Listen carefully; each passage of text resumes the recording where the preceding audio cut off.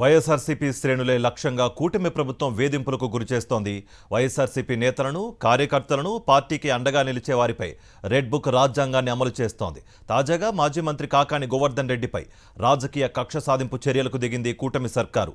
Quartz అక్రమ రవాణా కేసులో కాకానికి పోలీసులు నోటీసులు ఇవ్వడానికి ఆయన ఇంటికి వెళ్లారు.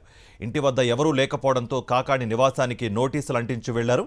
ఇవాళ కాకాని బెయిల్ పిటిషన్పై విచారణ నేపథ్యంలో పోలీసులు నోటీసులు ఇచ్చారు.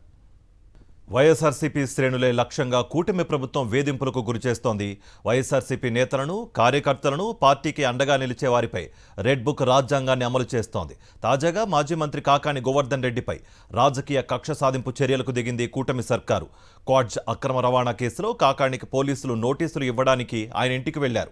ఇంటి వద్ద ఎవరూ లేకపోవడంతో కాకాని నివాసానికి నోటీసులు అంటించి వెళ్లారు. ఇవాళ కాకాని బెయిల్ పిటిషన్పై విచారణ నేపథ్యంలో పోలీసులు నోటీసులు ఇచ్చారు.